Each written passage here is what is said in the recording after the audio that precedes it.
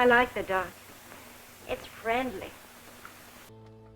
Darkness falls, and magic stirs.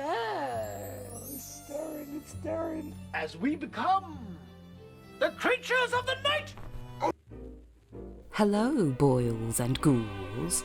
'Tis I, the ghostess with the mostess, and it's officially the beginning of the spooky season. The weather is turning chilly, the scent of bonfires are in the air, the sound of crisp autumn leaves beneath your feet. What better time for a murder? Halloween will soon be upon us, and even though my last Poirot video was about season 1, and this episode is from season 12, I say chronology be damned. The episode Halloween Party aired on the 27th of October 2010, and I remember watching it when it first aired. My husband was at a band practice, so I was home alone carving a pumpkin, and it was a great way to spend a quiet night in. I encourage you to do the same.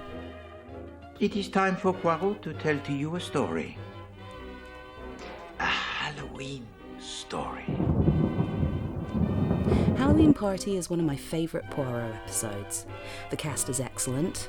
It's a darker story than we're used to as it deals with the murder of a child, and it has Ariadne Oliver, who is one of my favourite characters, and it's set at Halloween. What's not to love? I'm not going to spoil anything for you in this episode. Agatha Christie's Poirot is available to stream on the ITV Player, Amazon Prime, BritBox and Apple TV.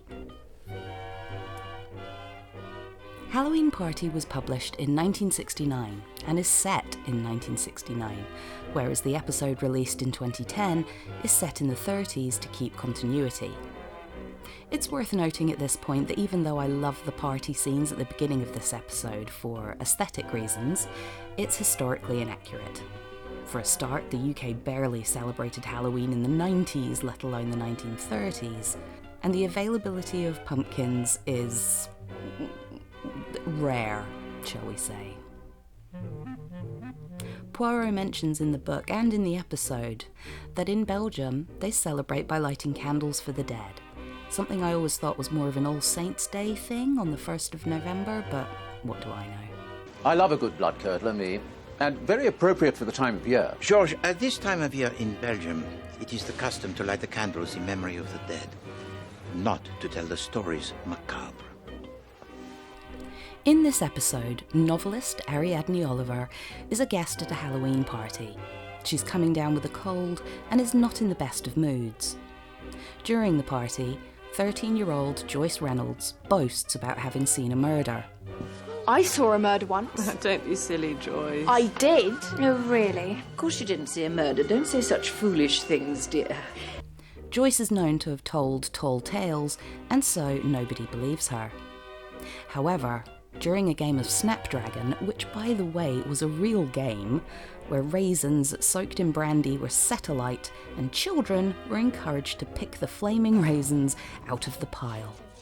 The creepy chant the kids say during the game is also real. I had just assumed it was created for the episode. Anyway, after this health and safety nightmare of a game Snapdragon, Joyce is found to have been drowned in the apple bobbing bucket, which puts apple addict Ariadne off apples for quite some time. In fact, in the book she starts snacking on dates as she can't bear to look at an apple again.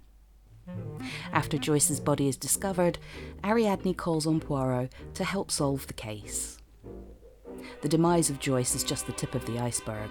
There are many murders, a forged codicil, a suicide, blackmail, and quite a few twists and turns along the way.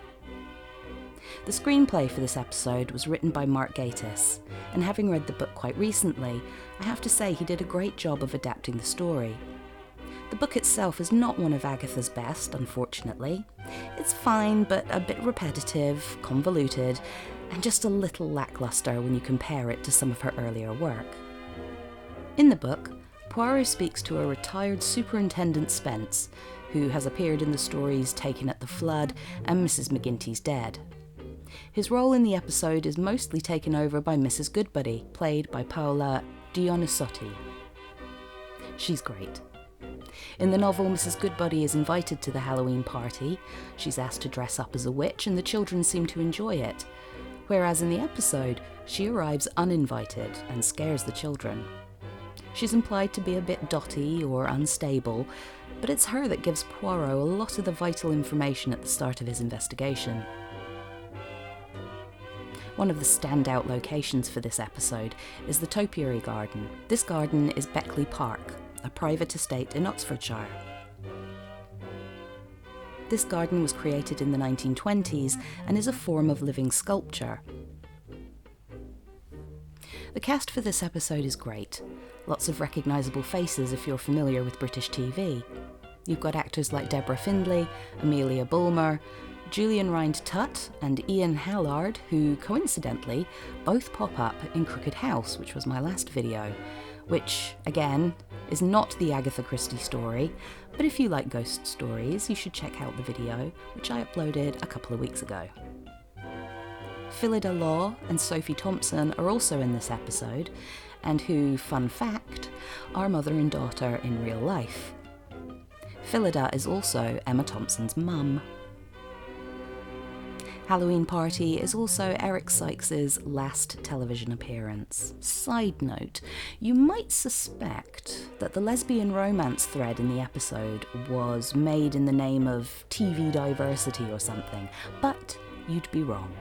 It's explicitly stated in the book that 2 of the characters are lesbians, which was honestly a bit of a surprise. As I said, the book is not one of Agatha's best, but I love the relationship between Ariadne and Poirot. They are like a bickering old married couple. Fuck you, Poirot. They both find each other to be a little extra, and so their interactions and inner thoughts about each other are just a delight to read. It's well known that Ariadne is a bit of self-insertion by Agatha. I'd love to make a video about Ariadne, so let me know in the comments if that's something you'd be interested in. I think Zoe Wanamaker is so damn good as Ariadne. To be honest, when it comes to the book, the thing that really stood out to me were the many references to children not being raised right. Kids are running amok these days, not like in the good old days. And the fairly constant references to mental illness and mental disability, linking it with criminality, and commenting on the reintroduction of these groups into society. It was a lot. The music playing over the closing credits is an arrangement of the Poirot theme that's meant to be reminiscent of Saint-Cyr, I bet I've pronounced that wrong, Dance Macabre, which is a well-known piece of music, but for a lot of people, it's known best for being the theme for Jonathan Creek. I watch this episode just about every Halloween, even if I don't actually sit down and watch it as such and just have it on in the background while I'm working. It's a really atmospheric, dark story that's just perfect viewing for this time of year. Thanks for watching. I hope you enjoyed this video, and if you did, don't forget to like and subscribe. Like and subscribe, come on.